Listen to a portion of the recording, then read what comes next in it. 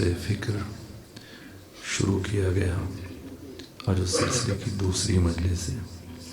میں نے کل آپ کی خدمت میں عرض کیا تھا کہ احباب میں، جوانوں میں، عزیزان کسی بھی ذہن میں کوئی سوال ہو موضوع سے متعلق، ایسی جہت کو وہ ضروری سمجھے کہ اب تک اس سے متعلق بات نہیں ہوئی، ہونی چاہیے، یہ تشنا ہے، تو آپ رہنمائی فرمائیں گے تاکہ ہم ان 2 دنوں میں وہ بات کریں کہ جو ہماری ذہنوں سے کس بنیادی ضروریات سے متعلق ہو۔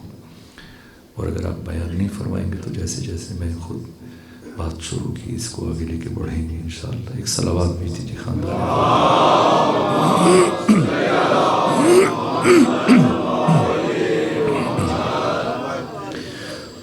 اللہ نور السماوات والارض، اللہ آسمانوں کا اور زمین کا نور ہے۔ مثل نورہ کمشکات، اللہ کے نور کی مثال مشکات کے جیسی ہے۔ فیہا مصباح، جس میں چراغ ہے۔ المصباح فی زجاجہ، یہ چراغ شیشے میں ہے۔ الزجاجۃ کأنہا کوکب دری، یہ شیشہ موتیوں سے بنے چمکدار ستارے کی مانند روشن ہے۔ اس کی روشنی کہاں سے ہے؟ یوقد من شجرۃ مبارکۃ زیتونہ، اسے روشن کیا گیا شجرہ مبارکہ زیتونہ سے۔ اس شجرہ طیبہ کو شجرہ مبارکہ زیتونہ سے کیوں تشبیہ دی جا رہی ہے؟ وجہ شبہت کیا ہے؟ تو یہ آیت قرآن مجید کی وہ واحد آیت کہ جس میں حق تعالیٰ نے سب سے زیادہ استعارے استعمال کیے، اور اس میں شباہت، پھر وجہ شباہت، اور یہ مراحل صرف ایک حدیث ختمی مرتبط کی شجرہ زیتونہ سے متعلق، تاکہ مشبہ اور مشبہ بہ کے درمیان وہ وحدت اور وہ ربط محسوس کیا جا سکے کہ پروردگار شجرہ مبارکہ زیتونہ سے کیوں تشبیہ دے رہا ہے۔ اس سے متعلق ختمی مرتبط کی حدیث جسے حبر الامہ مفسر قرآن عبداللہ ابن عباس رضی اللہ تعالی عنہ نے پیغمبر گرامی اسلام سے نقل کیا کہ آقا ختمی مرتبت فرماتے ہیں کہ شجرہ مبارکہ زیتونہ، شجرہ زیتون کہا کہ یہ دنیا کا واحد درخت ہے کہ حق تعالیٰ نے جس کے پھل میں انسانوں کے لیے شفا رکھی، اور اسے دوا کے طور پہ استعمال کیا جا سکتا ہے، اور اس کے استعمال میں انسانوں کے لیے پروردگار نے کسی بھی قسم کا ضرر نہیں رکھا ہے، صرف فائدہ رکھا ہے۔ پھل کے بعد فرمایا حق تعالیٰ نے اس درخت کے پتوں میں بھی انسانوں کے لیے شفا رکھی، اور انہیں بطور دوا استعمال کیا جا سکتا ہے، بشر کے لیے ان میں کوئی ضرر نقصان نہیں رکھا۔ پھر آقا فرماتے ہیں کہ یہاں تک کہ پروردگار نے اس درخت کی لکڑی میں بھی انسانوں کے لیے شفا رکھی ہے، اور اسے بھی بطور دوا استعمال کیا جا سکتا ہے۔ اور پھر فرمایا یہاں تک کہ اگر اس لکڑی کو جلایا جائے تو اس لکڑی کی راکھ میں بھی اللہ نے انسانوں کے لیے شفا رکھی، اسے بھی دوا کے طور پر استعمال کیا جا سکتا ہے، اور اس میں بشر کے لیے، انسان کے لیے کوئی ضرر اور نقصان نہیں ہے۔ یہ وجہ شبات اس سے بالاتر ماہرین نباتات نے جو بیان کیا کہ اس شجرہ زیتونہ کی عمر کیا، یہ 900 سال تک پھل دیتا ہے، اور علم العادات سے آگاہی رکھنے والے احباب جانتے ہیں کہ 9 عدد ہے صدیقہ کبریٰ سیدہ زہرا سلام اللہ علیہا کا۔ ابھی بھی اگر بات ذہنیتوں سے قریب نہ ہوئی ہو تو ماہرین نباتات نے جو دوسری خصوصیت بیان کی شجرہ مبارکہ زیتونہ سے متعلق، جتنی زرخیز زمین ہو، جتنے وسائل ہوں، پانی وقت پر دیا جائے، کھاد، باقی تمام تر وسائل میسر ہوں، زمین ہر طرح سے آمادہ ہو، تیار ہو، زرخیز ہو، لیکن اگر اس سرزمین میں معمولی کثافت ہو، آلودگی ہو، نجاست ہو تو کبھی بھی شجرہ زیتونہ یہاں پنپ نہیں سکتا۔ صرف پاک، طاہر اور طیب جگہ پر اس شجرہ کو کاشت کیا جا سکتا ہے۔ اس لیے پروردگار شجرہ مبارکہ زیتونہ سے تشبیہ دے رہا ہے، یہ وجہ شباہت ہے۔ اور پھر فرمایا کہ یہ شجرہ مبارکہ زیتونہ کہاں ہے؟ لا شرقیۃ ولا غربیہ۔ اس کے بعد اللہ نے مستقبل کی بات کی، فرمایا یکاد زیتھا یضیء، قریب ہے کہ اس کا زیت شعلہ ور ہو جائے، یعنی اس کا اسارہ، اس کا سلالہ، اس کا رس، اس کا نچوڑ کون؟ حسین ابن علی، آپ کی شہادت ہو، یہ خون خاک کربلا میں بہے، اور لیکن ولو لم تمسس ہو نار۔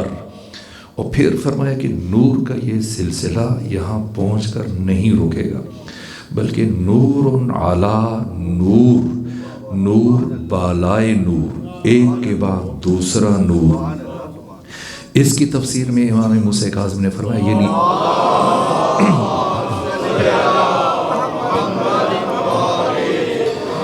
امام بعد امام، ایک کے بعد دوسرا امام۔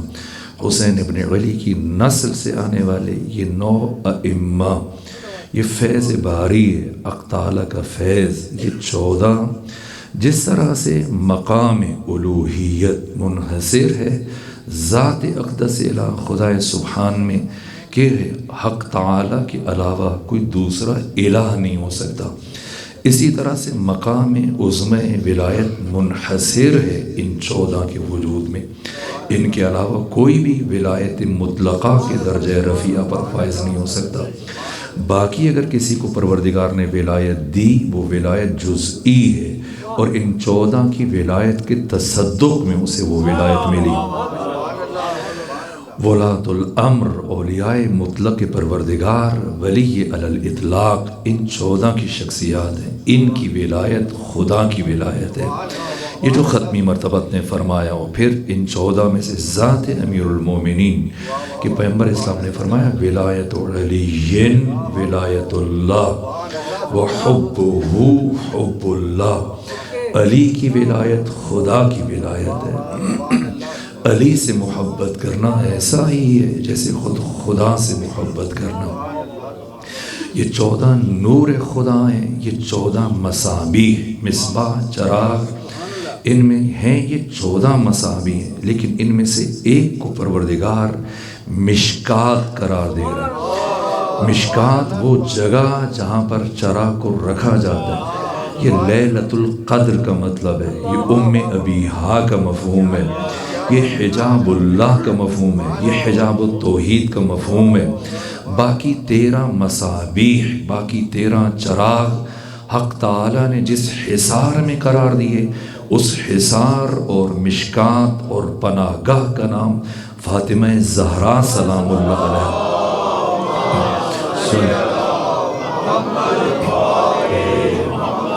یہ پروردگار نے فرمایا کہ یا احمدو لولاک لما خلقت الافلاک، اے مصطفیٰ اگر تیری تخلیق مقصود نہ ہوتی تو میں کبھی کائنات کو نہ بناتا۔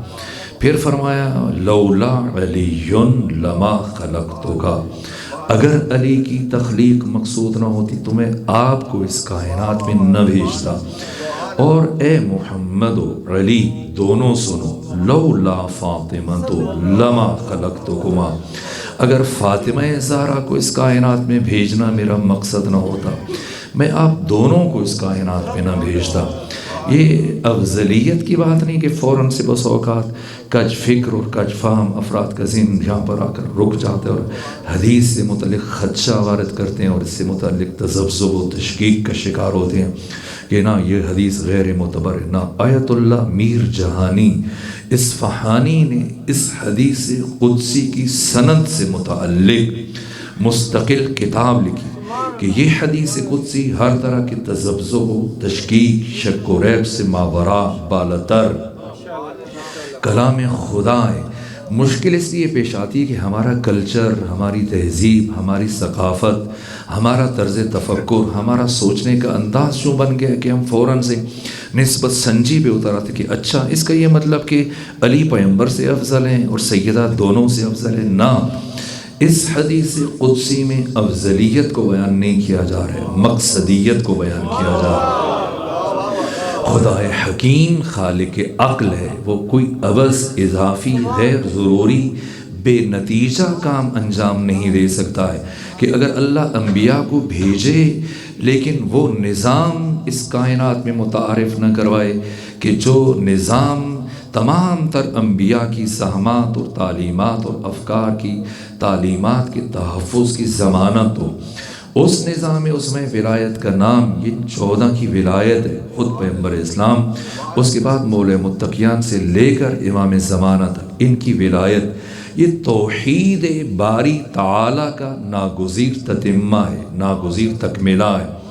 اور اگر اللہ نبوت بھی رکھے، رسالت بھی رکھے، اور اس کے بعد نبوت اور رسالت کے تحفظ کے لیے قیامت تک کی تعلیمات انبیاء کو نافذ کرنے کے لیے نظام عظم ولایت کو متعارف کروائے، لیکن پھر خود اس نظام ولایت کے تحفظ کا انتظام نہ کرے، تو خود یہ بات بارگاہ حق تعالیٰ کی حکمت کے ساتھ متصادم ہے کہ پروردگار نے ایک نظام متعارف کروایا لیکن اس نظام کے تحفظ کا اہتمام نہیں کیا. اس لیے جب نظام ولایت کے تحفظ کی بات کی ختمی مرتبہ سے تو تہدید آمیز لہجہ اختیار کیا، یا ایھا الرسول بلغ ما انزل الیک من ربک، اے رسول پہنچائیے وہ جو آپ پر نازل کیا جا چکا ہے. اور اس کے بعد جو تہدید آمیز لہجہ اختیار کیا، پورے قرآن مجید میں اس کی مثال نہیں ملتی ہے. ختمی مرتبت کی حیات طیبہ میں کوئی مثال نہیں، یعنی بہت سخت لب و لہجہ پروردگار نے پہلی اور آخری مرتبہ ختمی مرتبت کے لیے استعمال کیا ہوا. اِلَّمْ تَفْعَلْ، اگر یہ کام نہ کیا، فما بلغت رسالتہ، یہ مبالغہ نہیں ہے، خدا کے ہاں مبالغہ نہیں ہے، معصومین کے ہاں مبالغہ نہیں ہے. مبالغہ یعنی خلاف حقیقت. اگر آپ معصوم کی نسبت ایک مبالغہ آمیز بات کی قائل ہو جائیں تو ان کی عصمت سے ہاتھ اٹھانا پڑے گا، ان کے معصوم ہونے سے ہاتھ اٹھانا پڑے گا. معصوم مبالغہ نہیں کر سکتا، چہ رسد کے خالق معصوم، خدا معصوم ذات اقدس الہ مبالغہ کرے. اتنی بڑی بات ہے کہ خدا وہ پیغمبر اسلام کے 1,24,000 انبیاء کو جس ہستی کی نبوت پر ایمان لانے کے نتیجے میں باقی انبیاء کو نبوت دی، اس ہستی کی اپنی نبوت زیر سوال ہے. اور خدا سبحان نے تحدید آمیز لہجہ اختیار کیا، بلغ پہنچائیے. وَإِن لَّمْ تَفْعَلْ، اگر یہ کام نہ کیا، فَمَا بَلَّغْتَ رِسَالَتَ، آپ نے اپنی رسالت کا کوئی ایک کام بھی انجام نہیں دیا. 23 سالوں میں جتنی زحمات برداشت کیں، جتنی قربانیاں دیں، لہو لہان ہوئے، ہجرت کی، جنگیں لڑیں، زخمی ہوئے، حالت نماز میں مسجد الحرام میں خانہ کعبہ کے قریب ابو جہل، ابو لہب، ابو سفیان کے اکسانے پر عبداللہ بن زباری نے جو آپ کے چہرے پر گوبر مل دیا، اتنی توہین کی امام الانبیاء سید الرسل ختمی مرتبہ کی، اونٹ کی اوجری اٹھا کر آپ کے سر پر رکھ دی. اس کے باوجود خدا فرما کہ اگر یہ ایک کام نہ کیا، آپ نے کچھ نہیں کیا، یعنی آپ کا اس کائنات میں نبی بن کر آنا نہ آنے کے برابر ہو جائے گا اگر یہ ایک کام نہ کیا. اب اس کام کی اہمیت پتہ چلتی ہے کہ یہ کام کیا ہے، اس لیے کہ نبوت قانون ہے، رسالت قانون ہے. کل جہاں پر بات روکی تھی یہیں سے بات آگے بڑھاتے ہیں. اور قانون ہمیشہ نافذ کرنے کے لیے بنایا جاتا ہے، اور قانون نبوت کے نفاذ کے انتظام کا نام نظام عظم ولایت ہے. اس لیے پروردگار نے یہ تحدید آمیز لہجہ اختیار کیا اور فرمایا. اور اس کے بعد پیغمبر گرامی اسلام کی حیات طیبہ کے صرف 3 مہینے 28 دن باقی ہیں، اور جب اللہ کا یہ پیغام پہنچا ختمی مرتبہ نے آرام کرنا بہت کم کر دیا. رات کا کچھ حصہ آرام کرتے ہیں، باقی سارا دن، یہاں تک کہ آدھی رات تک بہت سارے اصحاب کے دروازوں پر خود چل کر گئے پیغمبر اسلام 25 دنوں میں، اور جہاں خود نہیں جا سکے اپنے معتمد افراد کو، اصحاب کو بھیجا، جاؤ میرا پیغام پہنچاؤ، خدا کا پیغام پہنچاؤ، بتاؤ کہ محمد مصطفیٰ کہہ رہے ہیں کہ میری زندگی کے کچھ دن باقی رہ گئے اور میں اپنی زندگی کے پہلے اور آخری حج کے لیے مکہ جا رہا ہوں، اور جتنے افراد مدینہ میں موجود ہیں سب پر واجب ہے کہ اس سفر میں میرے سہیم اور شریک بن جائیں، اور اگر کوئی فرد ہمارے ہمراہ اس سفر میں شامل نہ ہوا وہ دشمن خدا، دشمن رسول قرار پائے گا، اور اس پر اللہ اور اس کے رسول ہر دو کی لعنت ہوگی۔ یہاں تک کہ ختمی مرتبہ یہ جملہ کہا کرتے تھے، چلتے جاتے تھے اصحاب کے گھروں میں، خود تق الباب کرتے تھے، اور جب صحابی دروازہ کھولتا تھا وہ پیغمبر جب یہ پیغام پہنچاتے تو صحابی خوش ہو جاتا کہ آقا پہلی مرتبہ میرے گھر تشریف لائے، اندر آئے، لیکن دروازے پہ کھڑے کھڑے یہ پیغام پہنچا کے آگے بڑھ جاتے ہیں۔ ان چند دنوں میں ختمی مرتبت نے مدینے کا ایک گھر ایسا نہیں چھوڑا جہاں یہ پیغام نہ پہنچایا ہو، اور چلتے جاتے اور یہ جملہ کہتے شیبتنی سورۃ الہود، سورہ ہود نے مجھے بوڑھا کر دیا۔ ابو ذر غفاری نے عرض کیا یا رسول اللہ سورہ ہود کی کون سی بات نے آپ کو بوڑھا کیا؟ کہا سورہ ہود میں خدا نے مجھے جو حکم دیا کہ میرے مصطفیٰ فاستقم کما امرت، اب آپ نے ایسے استقامت دکھانی ہے جس طرح سے آپ کو استقامت دکھانے کا حکم ہے۔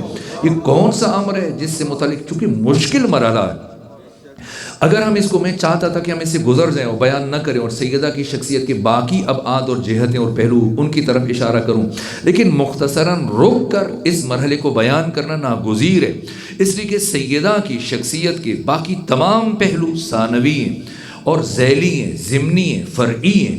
اصل اساس وہ مقصد کہ جس کے لیے اللہ نے اپنے سب سے بڑے راز کو آشکار فرمایا، اس کائنات میں حجاب التوحید ذات فاطمہ زہرا کو پیکر بشری میں اس حوراء انسیہ کو بھیجا ہے، انسانی شکل میں، انسانی پیکر میں، جس مقصد کے حصول کے لیے پہلے اس مقصد کی طرف ایک مختصر اشارہ ناگزیر ہے۔ یہاں تک کہ پیغمبر گرامی اسلام نے 25 دنوں میں مدینے کا ایک گھر نہیں چھوڑا جہاں یہ پیغام نہ پہنچا، جس کا نتیجہ یہ ہوا کہ 25 ذیقعد بروز ہفتہ جب پیغمبر اسلام نے 10 ہجری کو مدینہ چھوڑا، کم سے کم 80,000 افراد پیغمبر کے ہمراہ شامل ہیں، اور پیغمبر کی 2 ازواج کا انتقال ہو چکا، باقی 9 زندہ ہیں، 9 کی 9 بیویاں پیغمبر اسلام کے ساتھ اس سفر میں شامل ہیں۔ اور جب آپ نے یہ سفر شروع کیا، ہفتے کے دن چلے، راستے میں دیکھیے پلٹتے ہوئے پیغمبر کو صرف 5 دن لگے، جاتے ہوئے پیغمبر گرامی اسلام کو 10 دن لگ گئے۔ کیوں؟ اس لیے کہ 10 دنوں میں راستے میں جتنی بھی آبادیاں، جیسے مدینے میں جو کام کیا، راستے میں بے عینی وہی کام انجام دیا۔ منزل متعشہ، منزل سیرف، منزل منصرف، منزل قجت، منزل عرق الزبی، منزل مر الزہران، منزل اسایا، منزل ابوا۔ جمعرات کے دن ختمی مرتبہ ابوا پہنچے، اس سے پہلے جب بھی جاتے تھے پورا دن گزارتے تھے، چونکہ آپ کی والدہ معظمہ کے یہاں پر مزار تھا، قبر تھی، لیکن پہلی مرتبہ یہ اس اعلان کی اہمیت کا تقاضا کہ پیغمبر اسلام چند لمحوں کے لیے رکے، دعائے مغفرت کی، فاتحہ پڑھی، اس کے بعد پھر آبادی میں چلے گئے اور وہی کام کیا جو مدینے میں برابر کر رہے تھے۔ راستے کی آبادیوں سے پیغمبر اسلام نے 23,000 افراد کو اپنے ساتھ شامل کیا۔ علی ابن ابی طالب علیہ السلام مدینہ میں موجود نہیں تھے، یمن میں مال خدا، مال امام، خمس اور زکوٰۃ کی جمعآوری کی اور دین خدا کی تبلیغ کے لیے پیغمبر نے آپ کو بھیجا ہوا تھا۔ قاصد کو روانہ کیا اور تاکید کی کہ جتنا جلد ممکن ہو سکے علی تک پہنچو اور یہ پیغام پہنچاؤ کہ علی سارے کام چھوڑ کر فوراً واپس آئیں، لیکن مدینے واپس نہیں آنا، مکہ کا قصد کریں اور میرے ساتھ ملحق ہو جائے اور حج کی نیت باندھ لیں، میں نے آپ کا احرام اٹھا لیا۔ اور دوسری بات جو لکھی، کہا کہ علی تنہا اکیلے نہ آئیے، جتنے افراد کو اپنے ہمراہ لے کے آ سکتے ہیں لے کے آئیے۔ یوں 12,000 افراد کو مولا متقیان یمن سے اپنے ہمراہ لے کے آتے ہیں، اور 5 ذی الحج بروز منگل جب پیغمبر اسلام مکہ میں داخل ہو رہے ہیں، اس لمحے مولا متقیان کی ملاقات ہوتی ہے، آ کر ملحق ہوتے ہیں، اور جیسے ہی پیغمبر سے مصافحہ کیا، معانقہ کیا، پیغمبر گرامی اسلام نے احرام اٹھا کر مولا متقیان کو دیا، پوچھا علی کس نیت سے حج بجا لائیں گے؟ کہا یا رسول اللہ جیسے ہی مجھے آپ کا پیغام ملا تھا اسی لمحے میں نے یہ نیت کی تھی اللہ کی بارگاہ میں کہ پروردگار جو تیرے نبی کی نیت ہے وہی تیرے علی کی نیت ہے۔ میں نے اپنی نیت کو آپ کی نیت کے تابع قرار دیا، اور یوں ختمی مرتبہ اس طرح سے 5 ذی الحج بروز منگل مکہ کی سرزمین میں داخل ہوئے۔ اب آپ خود جمع کیجئے، 80,000 افراد جو مدینے سے چلے تھے، 23,000 افراد جو راستے کی آبادیوں سے پیغمبر کے ہمراہ شامل ہوئے، اسی طرح سے 12,000 افراد جو یمن سے مولا متقیان کے ہمراہ آئے۔ یہاں پیغمبر اسلام نے 10 دن قیام کا اعلان کیا اور منادی سے ندا دلوائی کہ ہمارا قیام مکہ میں 10 دن ہوگا، جس میں حج باقی عبادات کو انجام دیا جائے گا، اور اس کے بعد 15 ذی الحج کو ختمی مرتبہ نے دوبارہ سے اعلان کروایا کہ کل صبح یہاں سے ہم ایک خاص مقام کی طرف سفر کریں گے، اور جو افراد مکہ میں موجود ہیں تمام مسلمانوں پر واجب ہے کہ اس سفر میں ہمارے سہیم اور شریک بن جائے، اور اگر کوئی فرد ہمارے ہمراہ نہیں جائے گا اس پر اللہ اس کے رسول کی لعنت ہوگی، وہ دشمن خدا اور رسول قرار پائے گا۔ جس کا نتیجہ یہ ہوا کہ 5,000 افراد جن کا تعلق خود شہر مکہ سے تھا، اسے یعقوبی نے لکھا ہے، مسعودی نے لکھا ہے، باقی مورخین نے لکھا ہے کہ علامہ امینی نے الغدیر میں تمام تر حوالے درج کیے، 5,000 مسلمان جن کا تعلق خود شہر مکہ سے تھا، جو مکہ کے رہنے والے تھے، لیکن انہیں بھی بادل ناخواستہ طوعاً و کرعاً مجبوراً یہ سفر اختیار کرنا پڑا، اور 16 ذی الحج کی صبح میں، یہاں تک کہ اب تک ختمی مرتبہ جناب بلال کے ذریعے سے اعلان کروا رہے تھے، اور 16 ذی الحج کی صبح میں ابو ذر غفاری کو خانہ کعبہ کی چھت پر روانہ کیا کہ جائیں اور جا کر اعلان کریں کہ ہر مسلمان جو مکہ میں موجود ہے اس پر واجب ہے کہ وہ اس سفر میں ہمارے سہیم اور شریک بن جائیں۔ یوں یہ 5,000 افراد ان باقی حجاج کے ساتھ جب مکہ سے چلے، یہ 16 ذی الحج کی صبح میں، تو اب حص کنجکاوی پورے عروج پر ہے۔ جو بھی افراد مسلمان ہیں سب یہ سوچ رہے ہیں، برابر چیمے گوئیاں ہو رہی ہیں، گفتگو کہ آخر ایسی کون سی بات ہے، ایسا کون سا کام ہے جو پیغمبر کسی اور موقع پہ چل کے انجام دینا چاہتے ہیں، کون سی بات ہے جو پیغمبر گرامی اسلام کسی اور موقع پہ کہنا چاہتے ہیں۔ خطبہ حج سب سے زیادہ بہترین موقع ہے، اس موقع پر پیغمبر اسلام وہ بات کریں، یا پھر مزدلفہ ہے، مشعر الحرام ہے، میدان عرفات ہے، مسجد الحرام میں، ان مقامات پر ختمی مرتبہ ان 10 دنوں میں جب سب اکٹھے ہیں تو اعلان کریں۔ کیوں وہ افراد جو خود مکہ کے رہنے والے، انہیں کیوں ضمانت دی جا رہی ہے؟ یہ وہ تمام امور ہیں جن کی وجہ سے تجسس مسلسل بڑھتا چلا جا رہا ہے، حص کنجکاوی پورے عروج پر ہے، اور لوگ سوچ رہے ہیں، اور پوری توجہات مسلسل بڑھتی چلی جا رہی ہیں۔ آخر ایسا کون سا کام ہے، ایسی کون سی بات ہے جس کے لیے مکہ کی سرزمین موضوع نہیں ہے، اور جس کے لیے ختمی مرتبہ کسی خاص مقام کو منتخب کر رہے ہیں؟ یہاں تک کہ جب چل رہے ہیں ختمی مرتبہ 18 ذی الحج کی 16 ذی الحج کی صبح میں مکہ سے، سارے سفر میں اس دوران میں یہی گفتگو چلتی رہی، لوگ سوچتے رہے، توجہات بڑھتی چلی جا رہی ہیں، اور 18 ذی الحج بروز پیر جب ختمی مرتبہ میدان خم غدیر پہنچے، آپ میں سے بہت سارے احباب حج کے لیے تشریف لے کے گئے ہوں گے، اور جو نہیں گئے پروردگار انہیں توفیق دے، جو جا چکے ہیں پروردگار انہیں دوبارہ حج بیت اللہ کی توفیق عطا فرمائے، عمرہ کے لیے جائیں، حج کے لیے جائیں، جب بھی جائیں کوشش کیجئے کہ میدان خم غدیر تشریف لے کر جائیں۔ خم وہ صحرا ہے، اس کے اندر ایک بڑا تالاب نما ایک جگہ ہے، ابھی بھی اسی کیفیت میں باقی ہے، اسے غدیر کہا جاتا ہے۔ جس طرح آپ کی راولپنڈی میں اسٹیڈیم ہے، کراچی میں، لاہور، دنیا کے باقی شہروں میں کھیل کے لیے اسٹیڈیم بنائے جاتے ہیں، آپ چل کے دیکھیں اس مقام پر خم پہنچے۔ غدیر وہ بڑا تالاب کہ جب زیادہ بارشیں ہوتی تھی کچھ دن کے لیے وہاں پر پانی جمع ہو جاتا تھا، اس تالاب کا نام غدیر ہے۔ کیوں اسے منتخب کیا گیا، اس جگہ کو کیوں منتخب کیا گیا، کیا وجہ ہے، راز کیا ہے؟ اس آج بھی اگر آپ جائیں، میں نے خود جا کر وہاں جب حج کے لیے توفیق ہوئی مشاہدہ کیا کہ اگر ایک گوشے میں ایک فرد کھڑا ہو جائے اور اس کے دوسرے گوشے میں دور ایک فرد کھڑا ہو جائے، اور اگر وہ آرام سے بھی بات کرے تو اس کی آواز دیکھیں، میرے آپ کے درمیان ہم چند بہت مختصر تعداد ہے، 100 150 200 افراد ہیں، اس کے باوجود یہ وسیلہ ناگزیر ہے تاکہ ہر فرد تک بات پہنچے، اور ختمی مرتبہ کم سے کم 1.5 لاکھ اصحاب اور مسلمانوں کا اجتماع ہے۔ اتنے بڑے اجتماع تک کیسے آپ کی آواز پہنچے؟ ختمی مرتبہ نے جو اہتمام کیے، پہلے تو صحابہ کرام ہر تھوڑے تھوڑے وقفے پر کھڑا کیا تاکہ حجت تمام ہو جائے۔ پہلے فرمایا فَلْيُبَلِّغِ الشَّاهِدُ الْغَائِبُ، کہ جو شاہد ہے، موجود ہے، اس پر واجب ہے کہ میری بات کو جو غائب ہے، جو یہاں موجود نہیں، ان تک پہنچائے۔ جو باپ ہے ان پر واجب ہے کہ اپنی اولاد تک میرے پیغام کو پہنچائے۔ ہر تھوڑے وقفے پر اور پیغمبر اسلام جب بات کر چکتے تو خاموش ہو جاتے، اور پھر جو فاصلے پہ کھڑا ہوتا وہ اشارہ کرتے کرتا، اور جب وہ اپنی بات آگے کرتا اور اگلے والا بات پہنچا کے اشارہ کرتا کہ ہاں میں بات کر چکا ہوں، اس سے اگلا، اور پلٹ کر پھر جب یہ اشارے کا تسلسل پلٹ کر ختمی مرتبہ تک پہنچتا. یوں آج بھی اگر آپ کھڑے ہوں ایک گوشے میں کھڑے ہو کر بے شک بہت آہستگی سے بات کریں تو آپ کی آواز بہت دور تک سنی جائے گی. یعنی اس مقام کو اللہ نے ازل سے علی اور علی کے بیٹوں کی ولایت اور رہبری کے اعلان کے لیے منتخب کیا. کیوں غدیر کو منتخب کیا گیا ہے؟ کیوں مکہ کے کسی مقام پر، اگر مکہ میں مشعر الحرام میں، مزدلفہ میں، عرفات میں کسی مقام پر خطبہ حج کے موقع پر ختمی مرتبہ یہ اعلان کرتے تو یہ خیال کیا جاتا کہ ختمی مرتبہ نے اور بہت ساری باتیں کی، ضمناً ذیلی طور پر پیغمبر نے یہ بھی کہہ دیا کہ جو مجھ سے محبت کرتا ہے وہ علی سے محبت کرے. اس اعلان کی انفرادیت اور امتیاز وہ نہ رہتا، اس لیے ازل سے اس مقام کو منتخب کیا گیا. اسی لیے امام پنجم فرماتے، امام محمد باقر علیہ السلام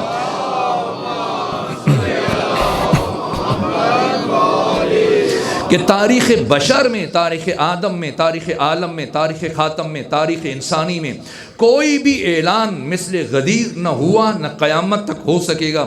یہ تمام تر انفرادیتیں اور پیغمبر نے پھر آ کر کیا کیا، وقت تیزی سے گزر رہا ہے اس لیے بیان کا ممکن نہیں ہے. میں چند اشارے اور تاکہ خود اس روح کی سمجھ جا سکے. قیام فاطمہ، مقام فاطمہ سمجھنا ناگزیر ہے، لیکن فلسفہ قیام فاطمہ کو سمجھنے کے لیے ناگزیر ہے کہ ہم رک کر اجمالی طور پر غدیر کو پہلے سمجھ لیں. اگرچہ میں گزرنا چاہ رہا تھا لیکن نہ، میں ضروری سمجھ رہا ہوں کہ اس پہلو کو اشارتاً عرض کروں، پھر بات آگے بڑھے، پھر نتیجہ لیا جا سکے، پھر سیدہ کے قیام کا فلسفہ اور سیدہ کی شہادت کی حکمت اور سیدہ کو اس کائنات میں بھیجے جانے کا فلسفہ بھی ہم شاید بہتر طور پہ سمجھ سکیں. یوں میدان خم غدیر میں پیغمبر گرامی اسلام جب پہنچے، کچھ افراد جو تیز رفتار تھے، آگے بڑھ چکے تھے، ختمی مرتبہ نے امر جاری فرمایا کہ انہیں واپس بلایا جائے. یہ بھی کہہ سکتے تھے پیغمبر کہ کوئی بات نہیں، اب وہ زحمت کر کے بیچارے جا چکے ہیں تو جو رہ گئے ان تک میری بات پہنچا دو، جو پیچھے آ رہے ہیں ان تک میری بات پہنچا دینا. نہ، یہ اس اعلان کی اہمیت ہے، انفرادیت ہے کہ ایک ایک فرد جمع ہو جائے، کوئی ایک فرد بھی باقی نہ بچے. سب جب اکٹھے ہوئے، اب پیغمبر اسلام نے کیا اہتمام کیا، جب تمام افراد جمع ہو گئے، ہمتاً تیار ہو کر بیٹھ گئے، ایسے میں کچھ افراد جو نسبتاً زیادہ متجسس تھے آگے بڑھے اور عرض کرنے لگے یا رسول اللہ. سب کے سب جمع ہو کر بیٹھ گئے، جم کر بیٹھ گئے، آپ وہ اعلان کیجئے. علامہ جلال الدین سیوطی صاحب تفسیر در المنصور، جن کی وفات 911 ہجری میں ہوئی، انہوں نے تصریح کی کہ قرآن مجید کی صرف ایک آیت ہے جو 3 مرتبہ نازل ہوئی.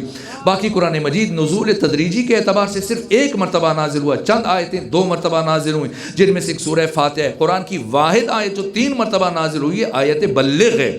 یعنی ہرگز پروردگار کو تاخیر گوارا نہیں ہے. پروردگار چاہ رہے کہ جلد از جلد علی کے بیٹوں کی ولایت و قیادت کا اعلان کر دیا جائے. اس کے باوجود ختمی مرتبات نے امر پروردگار سے جب سب ہمتاً تیار آمادہ جمع ہو کر بیٹھ گئے اور جو افراد متجسس تھے عرض کیا یا رسول اللہ اب اعلان کیجئے. افراد چونکہ گرمی بڑھ رہی ہے، یہاں کسی اس مقام پر بیٹھ کر غدیر کے بارے میں بات کرنا آسان ہے. سردیوں کے موسم میں قالینیں بچھی ہوئی ہیں، آپ آرام دہ ماحول میں مختصر وقت کے لیے بیٹھے ہیں، غدیر کی بات سن لینا. آپ چلیں آج سے 1400 سال پہلے میں خود جب گیا اس دفعہ بھی میں 100 سے زیادہ حاجیوں کی وہاں پر وفات ہوئی ہے. اتنی سہولیات کے باوجود اے سی چل رہے ہیں، پنکھے چل رہے ہیں، باقی تمام تر انتظامات کے باوجود اب بھی وہاں کی گرمی کو تحمل نہیں کیا جا سکتا. جبکہ صحرا ہے، چلچلاتی دھوپ ہے. جو میں نے پڑھا اتنی گرمی کی شدت بڑھ رہی تھی کہ صحابہ کرام جو ابھی حج کر کے آئے تھے اپنی عبا اتار کر کبھی سر پہ رکھتے ہیں تاکہ تمازت آفتاب کی شدت سے خود کو محفوظ رکھیں، اور جب گرم ریز ستاتی ہے تو عبا نیچے بچھاتے ہیں تاکہ اس کی گرمی سے بچیں. کبھی اوپر رکھ رہے ہیں، کبھی نیچے بچھا رہے ہیں. یعنی ایک ایک لمحہ صحرا میں گزارنا مشکل مرحلہ ہے. اس کے باوجود ختمی مرتبہ مسلسل تاخیر کر رہے ہیں کہ سب جمع ہو جائیں، کوئی نہ بچے.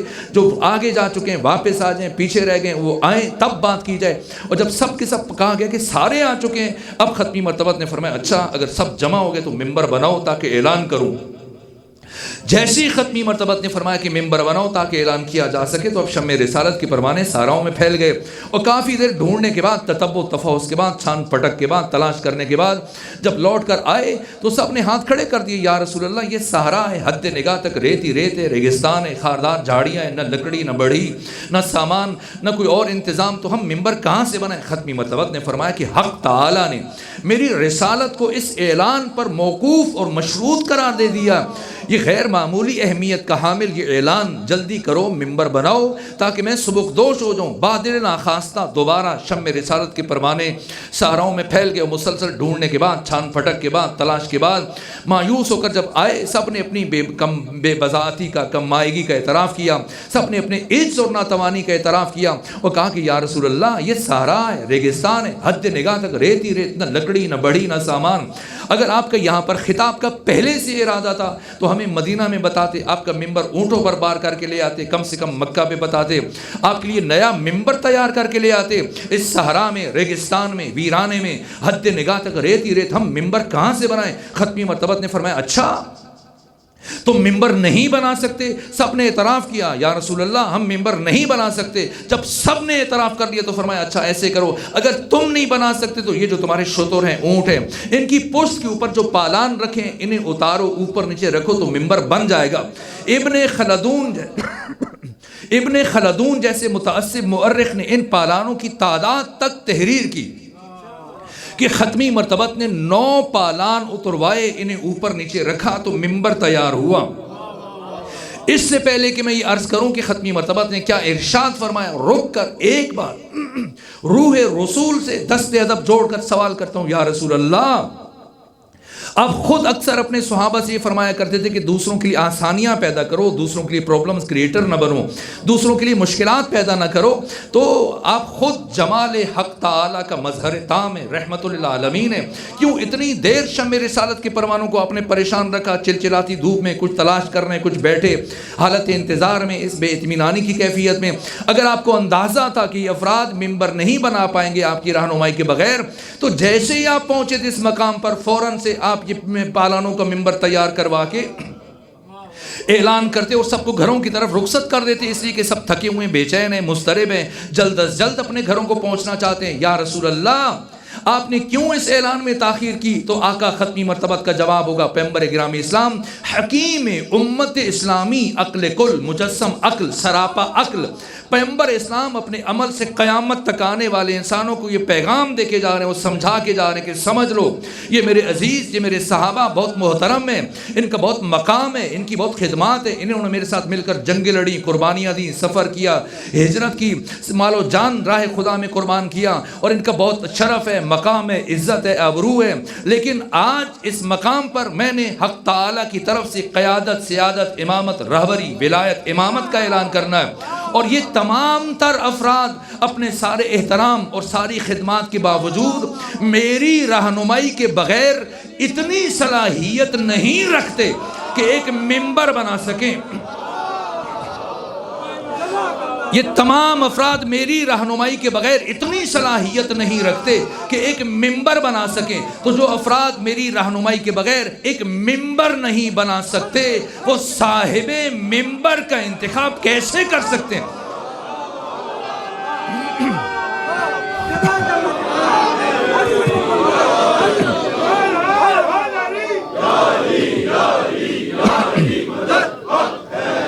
اس لیے ممبر بھی میں بناؤں گا، صاحب ممبر کا اعلان بھی میں کروں گا۔ اور جب ممبر تیار ہوا، ختمی مرتبت نے اعلان کیا، لیکن یہ بات اہم ہے، یہ بات روح کلام ہے، یہ بات جان کلام ہے، یہ بات آیت نور کا نچوڑ اور اسارہ اور خلاصہ ہے کہ کیا کیا ختمی مرتبت نے، جس کے بعد پھر دوسری آیات نازل ہوئیں، کچھ آیات اعلان غدیر سے پہلے نازل ہوئیں، یا ایھا الرسول بلغ ما انزل الیک من ربک وان لم تفعل فما بلغت رسالتہ واللہ یعصمک من الناس۔ اللہ آپ کو لوگوں کے شر سے بچائے گا۔ یہ اتنی بڑی سند پروردگار کیوں جاری فرما رہا ہے؟ درحالی کہ ابھی تو ایسی کوئی سند کی ضرورت بھی نہیں تھی۔ مشکل ترین مرحلہ حیات ختمی مرتبت میں تب تھا جب آپ نے اپنی نہضت اور تحریک اور موومنٹ کا آغاز کیا، جب حق تعالیٰ کی وحدانیت اور توحید کی بات کی اور چاروں طرف سے پتھر برس رہے تھے، تب خدا کو ایسی ضمانت جاری کرنی چاہیے تھی کہ اے میرے مصطفیٰ میری توحید کو بیان کریں، اور اگر شر اٹھا، کسی قسم کی پریشانی ہوئی تو ہم وعدہ کرتے ہیں ہم آپ کو لوگوں کے شر سے بچائیں گے۔ نہ، ایسی کوئی ضمانت جاری نہیں کی گئی۔ اور جب ختمی مرتبت کی نبوت اور رسالت کے اعلان کی باری آئی تب بھی خدا نے ایسی کوئی ضمانت جاری نہیں فرمائی کہ آپ اپنی نبوت کا، رسالت کا اعلان کریں، اگر شر اٹھا تو ہم بچائیں گے، لیکن جیسی علی اور علی کے بیٹوں کی امامت اور ولایت کے اعلان کی باری آئی تو خدا نے ضمانت جاری کی۔ تو میں دست ادب جوڑ کر بارگاہ احدیت میں سوال کروں گا، پروردگار اپنی توحید کی دفعہ ایسی ضمانت جاری نہیں فرمائی، پیغمبر اسلام کی نبوت اور رسالت کے تبلیغ کی دفعہ ایسی ضمانت جاری نہیں فرمائی، کیوں علی اور علی کے بیٹوں کی ولایت کی دفعہ ایسی ضمانت جاری فرمائی؟ تو خدا سبحان فرمائے گا کہ جب میری توحید اور میرے مصطفیٰ کی نبوت کی دفعہ شر اٹھا تھا تو بچانے والے علی تھے، اب علی اور علی کے بیٹوں کی ولایت کی دفعہ شر اٹھے گا تو بچانے والے ہم ہوں گے۔ اس لیے فرمایا واللہ یعصمک من الناس، اور واللہ یعصمک من الناس کا تنہا واحد بارز ترین اور اتم ترین مصداق صدیقہ کبریٰ سیدہ زہرا سلام اللہ علیہا کہ پروردگار نے کیسے بچایا ختمی مرتبت کو لوگوں کے شر سے، یہ بات اہم ہے۔ اس لیے میں اس آیت کی تلاوت کی اور یہاں تک میں نے آپ کو زحمت دی لے کے آیا۔ پروردگار نے جس ہستی کو وسیلہ قرار دیا ختمی مرتبت کو تمام شر اور تمام شرارتوں سے بچانے کے لیے، اس ہستی کا نام صدیقہ کبریٰ سیدہ زہرا سلام اللہ علیہا۔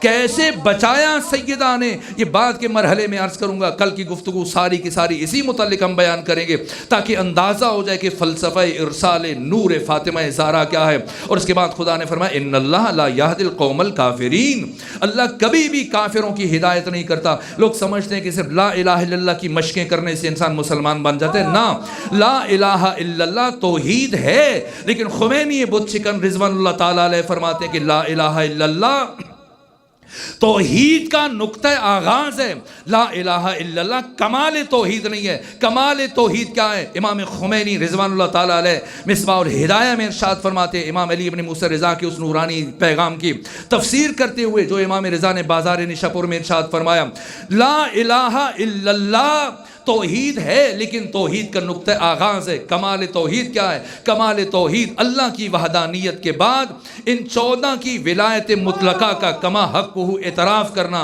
یہ توحید کا کمال ہے۔ تو پھر کفر کیا ہے اور شرک کیا ہے؟ اللہ کے بعد ان 14 میں سے کسی ایک کے ساتھ دشمنی، کسی ایک کے ساتھ مخالفت، کسی ایک کے ساتھ بغض رکھنا، یہ کفر ہے۔ اور شرک کیا ہے؟ ان 14 کے علاوہ کائنات کے کسی بھی 15ویں انسان کو اٹھا کر ان 14 سے برابری کی صف میں لانے کی کوشش کرنا۔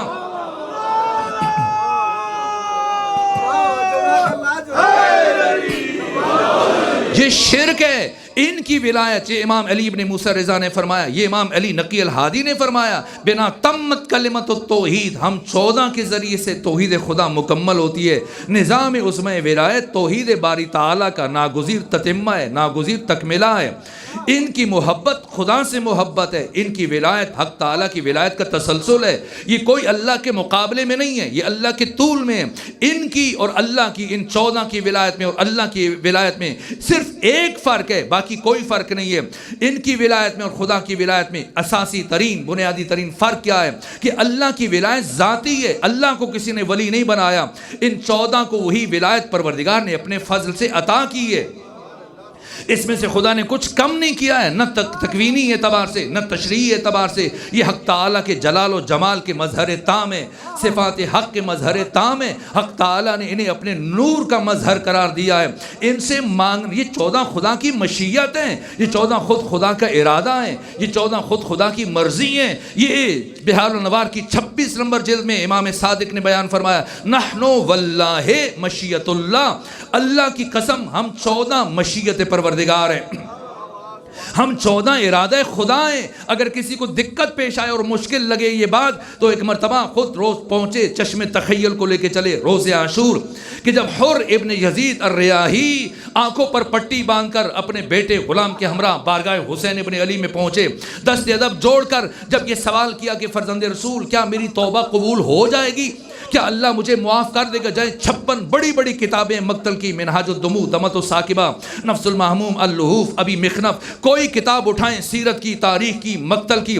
جیسی حر ابن یزید الریاحی نے کہا کوئی اور ہوتا امام حسین کی جگہ امید دلاتا میں تمہارے لیے دعا کروں گا، شاید خدا تجھے معاف کر دے، شاید پروردگار تمہیں بخش دے، شاید اللہ تمہاری توبہ قبول کر لے. لیکن یہ حسین ابن علی خود مشیت خدا، خود ارادہ خدا، خود مرضی خدا. جیسی حر ابن یزید الریاحی نے دست ادب جوڑ کر عرض کیا آقا کیا میری توبہ قبول ہو جائے گی؟ کیا اللہ مجھے معاف کر دے گا؟ لبھائے حسینی میں جنبش پیدا ہوئی. فرمایا ہور جا، اللہ نے تجھے معاف کیا، ہور جا، اللہ نے تجھے معاف کیا. حسین ارادہ خدا، حسین مشیت خدا، حسین رضائے خدا، یہ 14 حق تعالی کی مشیت ہیں. ان سے مانگنا ایسا ہی ہے جیسے خود خدا سے طلب کرنا. انہیں خدا نے اپنی مشیت کا ظرف قرار دیا، اپنی مرضی کا دروازہ قرار دیا. جس نے خدا تک آنا ہے ان تک آئے. ان سے مانگنا ایسا ہی ہے جیسے خدا، یہ خدا کے طول میں، کوئی انہیں خدا کے عرض میں نہ لے کے آئے. خدا کے عرض میں کچھ بھی نہیں ہے. یہ 14 کے 14 ان کی ولایت حق تعالیٰ کی ولایت کے طول میں ہے. ان سے مانگنا ایسا. یہ احمد ابن حنبل جیسے امام اہل سنت جن کی وفات 241 ہجری میں ہوئی، 2.5 لاکھ کا حدیث کے حافظ، انہوں نے اس حدیث کو بیان کیا. ولایت علی ولایت اللہ، حبہ حب اللہ. علی کی ولایت خدا کی ولایت ہے. علی سے محبت کرنا ایسا ہی ہے جیسے خود خدا سے محبت کرنا. ان 14 سے مانگنا ایسا ہے جیسے اب خدا سے طلب کر رہے ہیں. آپ کی مرضی ہے خدا سے مانگے، کہیے یا اللہ مدد، کوئی حرج نہیں ہے. اللہ ہمارا خالق ہے، ہمارا مالک ہے، ہمارا رب ہے. خدا سے مانگنا چاہیے. اگر کوئی کہے یا اللہ مدد، کہنا چاہیے، اور اللہ مدد کرتا ہے. اور اگر کسی کا جی چاہ رہا ہے کہ نبی سے مانگے تو کہہ دے یا نبی مدد. اگر کسی کا جی چاہ رہا ہے کہ علی سے مانگے تو کہے یا علی مدد. کسی کا جی چاہتا ہے آقا امام زمانہ سے مدد طلب کرے تو کہہ دے یا مہدی مدد. جس سے مدد مانگے گا مدد مل جائے گی. اللہ سے مانگے گا تب بھی ملے گی، نبی سے مانگے گا تب بھی ملے گی، علی سے مانگے گا تب بھی ملے گی، سیدہ سے مانگے گا تب بھی ملے گی، امام زمانہ سے مانگے گا تب بھی مدد مل جائے گی. جس سے بھی مانگے گا مدد مل جائے گی. لیکن اگر کوئی بدبخت اپنے دل میں علی ابن ابی طالب کا بغض رکھتے ہوئے یا اللہ مدد کہے گا، مدد تو نہیں ملے گی، لعنت یقیناً مل جائے گی.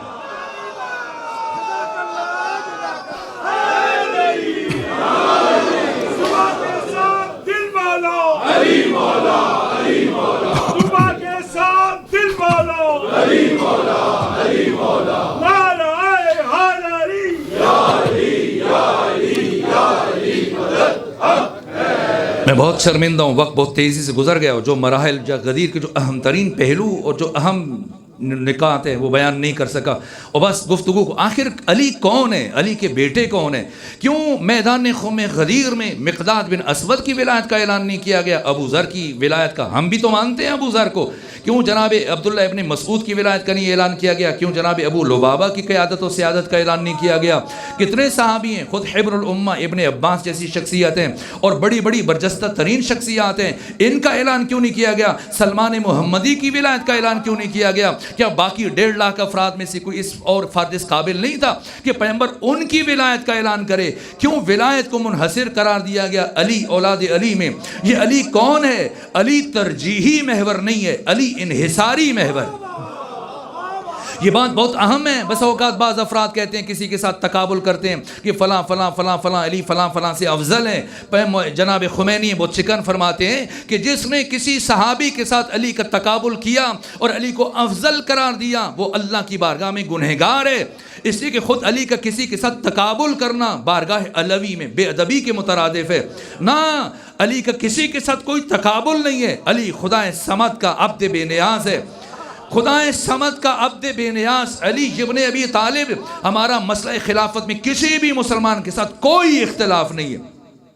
خب و حنفی ہیں، شافعی ہیں، حنبلی ہیں، مالکی ہیں، اہل حدیث ہیں، دیوبندی ہیں، بریلوی ہیں، کسی مسلمان کے ساتھ یہ جو مناظرے کیے جاتے ہیں مجھے تعجب ہوتا ہے کیوں مناظرے کیے جاتے ہیں. زور لگایا جا رہا ہے، کوئی علی کو پہلا ثابت کر رہا ہے، کوئی علی کو چوتھا ثابت کر رہا ہے. نہ علی پہلا ہے نہ علی چوتھا ہے. جو گنتی میں آ جائے اسے علی نہیں کہتے.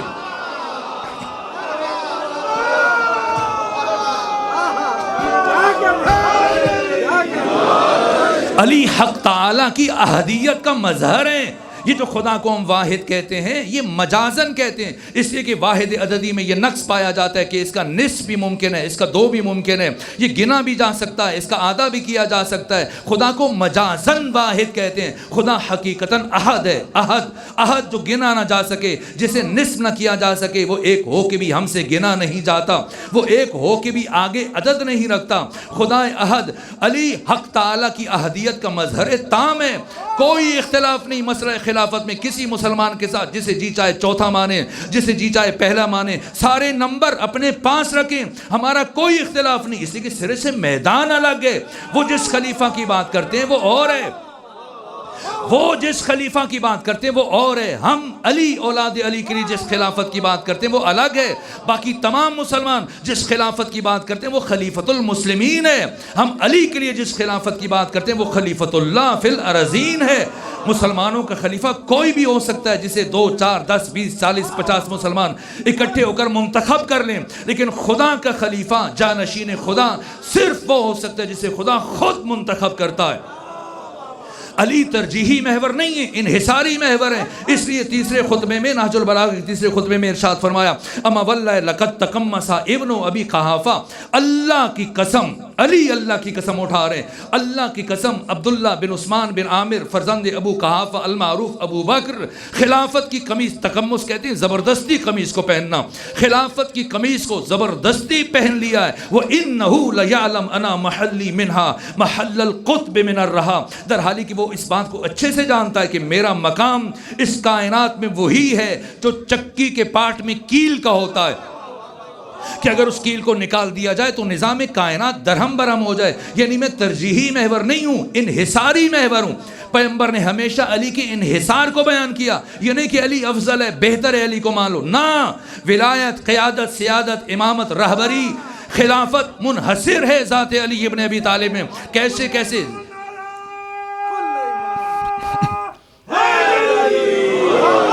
پیغمبر اسلام نے اپنے عمل سے بھی سمجھایا ہے، زبان سے بھی سمجھایا، مختلف انداز سے، تاکہ بات ذہن نشین ہو جائے، دل نشین ہو جائے، عقل نشین ہو جائے، روح نشین ہو جائے، جان نشین ہو جائے، حافظہ نشین ہو جائے۔ کیا کیا انداز اختیار کیے، جنگ سے پلٹتے ہوئے سفر میں ختمی مرتبہ نے چھڑی سے زمین پر لکیریں کھینچنا شروع کی، کچ مچ ٹیڑھی میڑھی سینکڑوں لکیریں کھینچنے کے بعد صحابہ کھڑے ہیں دائیں بائیں سینکڑوں کی تعداد میں، حیران پریشان سرگردان، یہ آقا کیا کر رہے ہیں، کیوں لکیریں کھینچ رہے ہیں؟ لیکن یہ بھی رسول اسلام کے سمجھانے کا انداز تھا، تاکہ بات ذہنوں میں ہمیشہ کے لیے نقش ہو جائے، محفوظ ہو جائے۔ یہ مسلسل سینکڑوں لکیریں کھینچنے کے بعد کج مج ٹیڑھی میڑھی بڑی تعداد میں صحابہ کی حیرت بڑھتی چلی جا رہی ہے، یہاں تک کہ آقا ختمی مرتبہ نے ان ساری لکیروں کے درمیان ایک سیدھی لکیر کھینچی، اور اس لکیر کو کھینچنے کے بعد فرمایا، میرے صحابہ یاد رکھنا، ایسا نہیں ہے کہ خدا تک پہنچنے کے بہت سارے راستے ہیں اور ان راستوں میں سے ایک راستہ علی ابن ابی طالب ہے، نہ، بلکہ خدا تک پہنچنے کا صرف ایک راستہ ہے،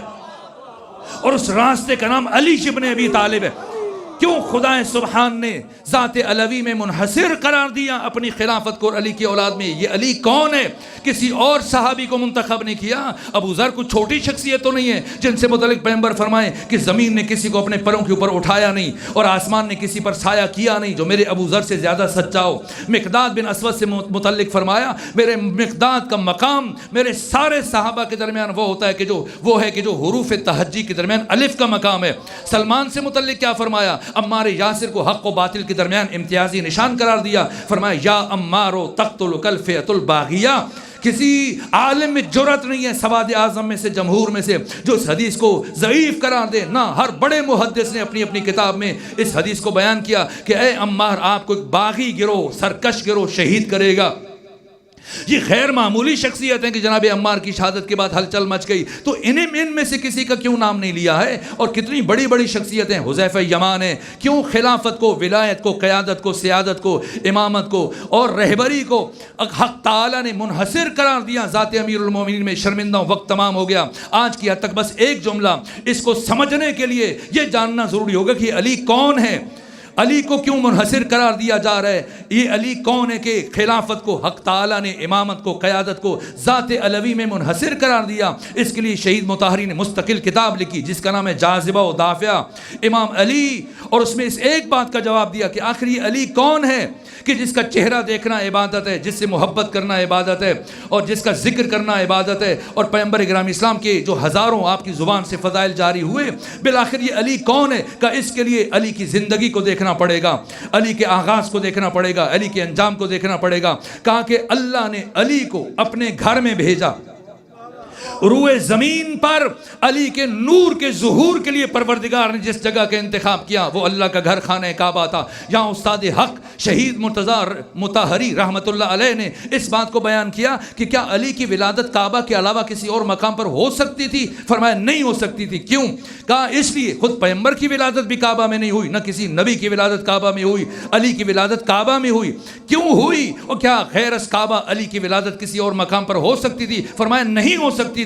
کہ پیغمبر کی ولادت کعبہ میں کیوں نہیں ہوئی؟ کہ اس لیے کہ پیغمبر اللہ کے جمال کے مظہر ہیں، پیغمبر اسلام اللہ کے جمال کے مظہر ہیں، جن کے تعارف میں خدا نے فرمایا کہ وما ارسلناک الا رحمت العالمین، صرف رحمت ہے، صرف اللہ کے جمال کے مظہر ہیں، اور اللہ نے علی کو اپنے جلال کا مظہر قرار دیا۔ اور شہید مرتضی مطہری فرماتے ہیں کہ اس پوری کائنات میں اللہ کے جلال کے ظہور کی تجلی کو صرف اللہ کے گھر خانہ کعبہ کے کوئی دوسرا مقام تحمل کرنے کی صلاحیت نہیں رکھتا تھا، اور علی کی شہادت اللہ کے گھر میں ہوئی ہے۔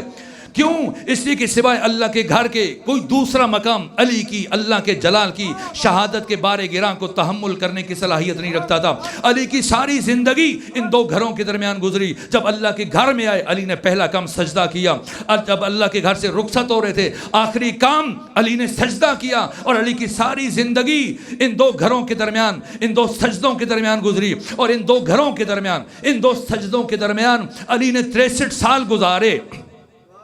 یہ علی کا کمال ہے۔ کیوں؟ فزت ورب الکعبہ کا جب ضرب لگی، کہا اس لیے کہ ان سے شہید مرتضی مطہری نے لکھا، اس لیے کہ ان 63 سالوں میں جب علی نے اپنی ساری زندگی پر نگاہ ڈالی تو اللہ کے گھر سے لے کر اللہ کے گھر تک، ایک سجدے سے لے کر دوسرے سجدے تک، اس سارے سفر میں ان 63 سالوں میں علی ابن ابی طالب نے ان 63 سالوں کے کسی ایک لمحے کے کروڑویں حصے میں بھی کسی بشر کو اپنی طرف متوجہ نہیں ہونے دیا، ہمیشہ خدا کی طرف بلایا۔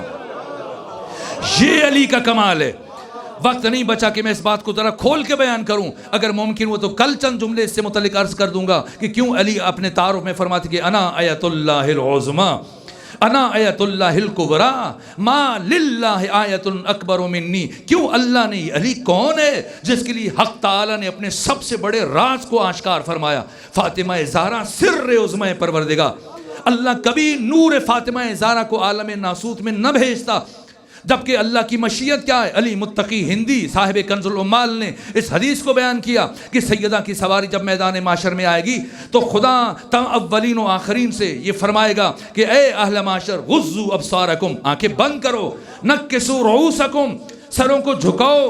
تو سب سوال کریں گے پروردگار کیا ہونے جا رہا ہے؟ خدا فرمائے گا میرے حبیب کی بیٹی فاطمہ زہرا میدان معاشر میں آ رہی ہے، یہ خدا کی مشیت ہے۔ اور سیدہ کی مشیت کیا ہے؟ وما تشاؤون الا ان یشاء اللہ، یہ 14 وہی چاہتے ہیں جو خدا چاہتا ہے، خدا وہی چاہتا ہے جو یہ 14 چاہتے ہیں۔ ان کی مشیت میں وحدت پائی جاتی ہے۔ خدا کی مشیت یہ ہے کہ کوئی نبی بھی آنکھ اٹھا کر فاطمہ زہرا کی طرف نہ دیکھے۔ اور سیدہ کی مشیت کیا ہے کہ جب پیغمبر نے ہمیں بتانے کے لیے سیدہ سے استفسار کیا، فاطمہ آپ کی زندگی کی سب سے بڑی خواہش کیا ہے؟ فرمایا بابا صرف ایک خواہش ہے۔ کہ بیٹی کون سی؟ کہ کوئی ناہمارم مجھے نہ دیکھے، نہ میں کسی ناہمارم کو دیکھوں۔ تو وہ بی بی جس کی زندگی کی سب سے بڑی خواہش یہ تھی کہ کبھی کوئی ناہمارم آپ کو نہ دیکھے، نہ وہ کسی ناہمارم کو دیکھے، تو ایسی کون سی مجبوری تھی کہ ایک دن یہی بی بی بھرے دربار میں ہزاروں اجنبیوں کے سامنے آ کر کھڑی ہوئیں اور فرماتی ہیں من عرفنی فقد عرفنی، جو مجھے جانتا ہے سو جانتا ہے،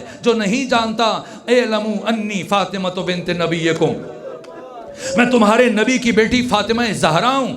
آخر فدق کے لیے آئیں؟ وہ بی بی جو مالک جنت ہے، مالک کوثر ہے، مالک کائنات ہے، تو چند درخت بی بی کی عظمت کے مقابلے میں کیا حیثیت رکھتے ہیں؟ بی بی فدق کے لیے نہیں آئی ہیں، کسی قریے باغ کے لیے نہیں آئی ہیں، پھر کون سی مجبوری تھی؟ فدق سیدہ کی مجبوری نہیں تھی، قیامت تک آنے والی نسلوں کو مومن بنانا یہ فاطمہ کی مجبوری تھی، قیامت تک آنے والے باضمیر باشعور انسانوں تک علی اور علی کے بیٹوں کی ولایت کا پیغام پہنچانا یہ سیدہ کی مجبوری تھی۔ اس لیے کھڑے ہو کر خطبہ دیا اور حزب حاکم سے جو گفتگو فرمائی اور جو مراحل سیدہ کی گفتگو میں، کل اس خطبے کا پورا خلاصہ کر کے میں آپ کے سامنے بیان کروں گا کہ سیدہ نے حزب حاکم کے دربار میں کہاں سے بات شروع کی، کہاں تک پہنچائی، کس طرح سے حزب حاکم کو رسوا کیا، کس طرح سے لاجواب کیا، جس تحریر کو پہلے اپنے ہاتھ سے پھاڑ رہا تھا۔ آخر کیا ہوا ان 2-2.5 گھنٹوں کے اندر کہ حزب حاکم کو قلم اٹھا کے کاغذ منگوا کے دوبارہ وہ تحریر لکھنی پڑی، اور پھر سیدہ کس طرح سے قصر خلافت کو منہدم کر کے پلٹ کے آ رہی ہیں اور پھر ایک ایک دروازے پر جا رہی ہیں۔ سیدہ زہرا ایسے نہیں کہ اتنی دیر کئی گھنٹے کھڑے ہو کر خطبہ دینے والی فاطمہ، اور جو ذہنی اذیت ہے، روحانی اذیت ہے، اسے ہم جیسے انسان تصور نہیں کر سکتا۔ اتنے دیر نامحرموں کے بیچ میں کھڑے ہونا، اتنے دیر نامحرموں کے بیچ میں کھڑے ہو کر یہ سوال کرنا، بتاؤ کیا میں تو سچے نبی کی سچی بیٹی نہیں ہوں؟ کتنا تکلیف دیتا سیدہ کے لیے کہ ہزاروں کے اجتماع میں کسی ایک نے بھی اٹھ کر نہیں کہا ہاں فاطمہ آپ سچ کہہ رہی ہیں۔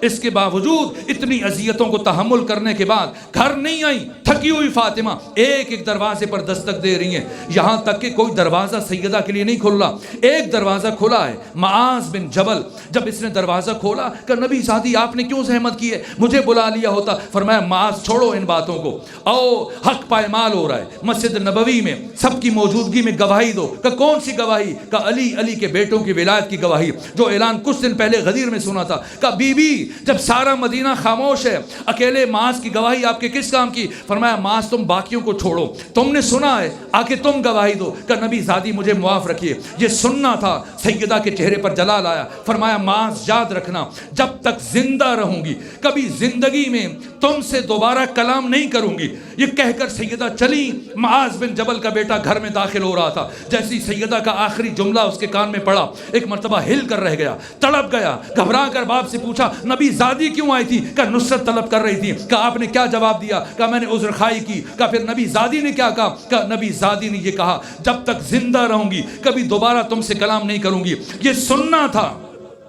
معاذ بن جبل کا بیٹا الٹے پاؤں واپس مڑا، باپ نے پوچھا کہاں جا رہے ہو؟ کہ کبھی اس گھر میں دوبارہ قدم نہیں رکھوں گا۔ کہ یہ تمہارا گھر ہے، میں تمہارا باپ ہوں۔ کہ بے شک تم میرے باپ ہو، بے شک یہ میرا گھر رہا، لیکن میں نے پیغمبر کی زبان سے سنا تھا جس سے فاطمہ راضی اس سے خدا راضی، جس سے فاطمہ ناراض اس سے خدا ناراض۔ میں اس گھر میں کبھی قدم نہیں رکھ سکتا جس سے اللہ کے حبیب کی بیٹی ناراض ہو کے چلی۔